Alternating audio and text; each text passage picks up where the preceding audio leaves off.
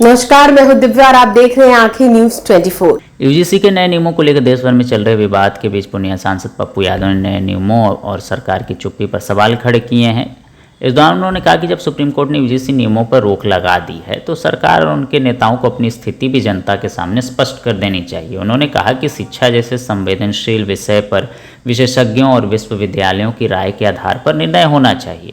इसके अलावा पप्पू यादव ने जातिगत भेदभाव से जुड़े मुद्दे पर भी बात की। उन्होंने कहा कि किसी भी जाति या वर्ग को विशेष रूप से कोसना सही नहीं है और ऐसा नहीं होना चाहिए कि किसी एक समूह को निशाना बनाया जाए। पप्पू यादव का कहना है कि भेदभाव करने वाले सिर्फ कुछ स्वर्ण जातियाँ नहीं बल्कि अन्य वर्गों में भी हो सकते हैं और इसलिए ऐसे नियमों पर बातचीत ज़रूरी है। और उन्होंने क्या कुछ कहा, सुनिए इस वीडियो में। सर्वोच्च न्यायालय ने जो बात कही है वो दिल्ली से ही और यूजीसी से भी रिपोर्ट मांगी है, तो सर्वोच्च न्यायालय का सम्मान हमारे जीवन में सभी लोग करते हैं, लेकिन सरकार क्या कर रही है? सरकार मौन, सभी लोग मौन। हम पहले भी कहे हैं कि ना कोई किसी को फंसाए और ना ही किसी का शोषण करे। इस आधार पर पहले भी सुप्रीम कोर्ट के आदेश पर ही यूजीसी ने एक रिपोर्ट बनाई। तो सर्वोच्च न्यायालय का सम्मान सबको करना चाहिए। तब तक हम बार बार कहते हैं इसको किसी भी आधार पर स्वर्ण और गैर स्वर्ण के रूप में नहीं देखा जा सकता, किसी भी परिस्थितियों में नहीं देखा जा सकता। स्वर्ण आयोग बना, कोई विरोध नहीं हुआ। स्वर्ण के गरीब बच्चों के लिए 10% आरक्षण की बात हुई, सभी लोग खड़े हैं और रहेंगे, आगे भी रहेंगे। SC/ST एक्ट आया, विरोध भी हुआ उस बीच में, आज भी है। तो जब कोई अमेंडमेंट आता है या कानून बनता है तो कुछ बुराइयां भी होती है, अच्छाइयां ज्यादा होता है। मंडल कमीशन के वक्त भी काफी विरोध हुआ था।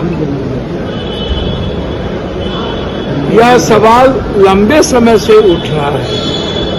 आज नहीं, सावित्रीबाई फुले और उससे भी पहले यह सवाल मनुस्मृति से लेकर के आज तक एजुकेशन के मुद्दों पर मूकबधिर है, विकलांग है, ब्लाइंड है, गरीब लोग हैं, जिसका शोषण राजपूत, ब्राह्मण, भूमिहार ही नहीं। गलत है ये अवधारणा, बिल्कुल गलत है। राजपूत, ब्राह्मण, भूमिहार, लाला के बच्चों के लिए यूजीसी की बात है। उसमें जादव भी है, उसमें कुशवाहा भी है, कुर्मी भी है। कोई भी मजबूत दबंग परिवार का लड़का, उसमें स्वर्ण कहाँ से आ जाता है? जनरल में यादव नहीं है, उसको अलग कर दीजिएगा। बहुत कुर्मी तो और भी जनरल में आ गए हैं। तो इसको जिस तरीके से कुछ मीडिया वाले ने न्यूज 24 देखते रहिए, 24 आवर्स देखते रहिए और दुनिया की अच्छी और सच्ची खबरों से अवगत होते रहिए। आंखें न्यूज 24 कभी नहीं करेगा आपको बोर। अगर आपने अभी तक हमारे चैनल को सब्सक्राइब नहीं किया है तो हमारे चैनल को जल्द से जल्द सब्सक्राइब करें, लाइक करें, शेयर करें। राजधानी पटना में कई वर्षों से शिक्षा में उत्कृष्ट योगदान दे रहा है Lohia Nagar mount Carmel high school Kankarbagh Patna. यह नर्सरी से कक्षा 12वीं तक की होती है पढ़ाई। 10वीं और 12वीं बोर्ड परीक्षा में 100% अंक का रिकॉर्ड। एक ऐसा स्कूल जहां पठन पाठन के साथ साथ बच्चों के संपूर्ण विकास का रखा जाता है ख्याल। खेलकूद, सांस्कृतिक गतिविधि, मैथ ओलंपियाड, साइंस ओलंपियाड और बहुत कुछ। आज ही कराए नामांकन की प्रक्रिया जारी है। संपर्क करें DS/16 Gayatri Mandir road, housing board colony east, Indira Nagar, Kankarbagh, Lohia Nagar, Patna.